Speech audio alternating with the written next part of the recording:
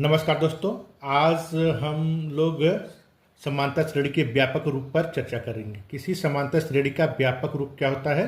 व्यापक रूप ए plus D, ए plus 2d, ए plus 3d, ये लास्ट में ए प्लस n माइनस 1d, यानी ये श्रेणी का nवां पद होता है। अगर श्रेणी में n ही पद है तो nवां पद ही उसका अंतिम पद होता है। तो ये श्रेणी है।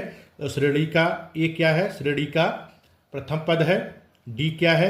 श्रेणी का सर्वांतर है। और nवां पद क्या होता है? ए प्लस n माइनस 1d। यदि श्रेणी में n ही पद है तो ये श्रेणी का अंतिम पद होगा और अंतिम पद को हम यल से व्यक्त करते हैं। इस पर सवाल है, सवाल देखते हैं फिर क्लियर हो जाएगा।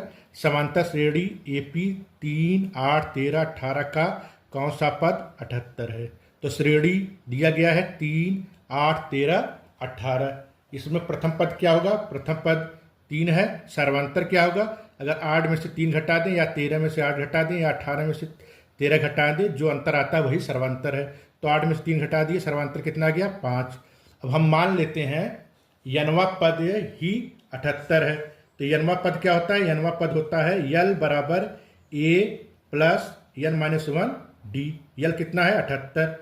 3 a कितना है? 3 धन n माइनस 1 गुणे d कितना है? 5।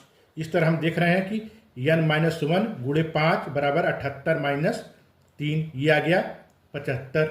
n माइनस 1 बराबर आ गया 75 बटे 5। अगर इसको हम काट दे रहे हैं तो ये आ जाएगा 15। n माइनस 1 बराबर 15, n बराबर 15 धन 1, यानी कि nवां पद कितना आ गया? 16वां पद ही 78 होगा। अगला सवाल है, उस पर चर्चा करते हैं।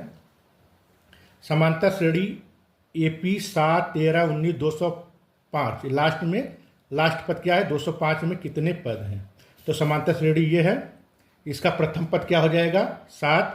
सर्वांतर क्या हो जाएगा? D 13 माइनस 7, तो ये आ जाएगा 6।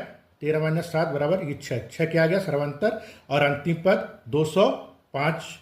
तो अंतिम पद यानी कि यल बराबर a plus n minus 1d।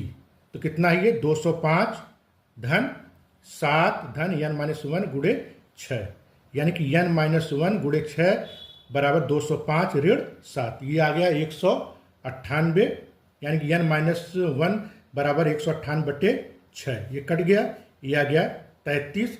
n minus 1 बराबर 33, n बराबर 33 धन 1, यानी कि n कितना आ गया? 34। 34 पर कुल कितने पद हैं? 34 पद हैं। या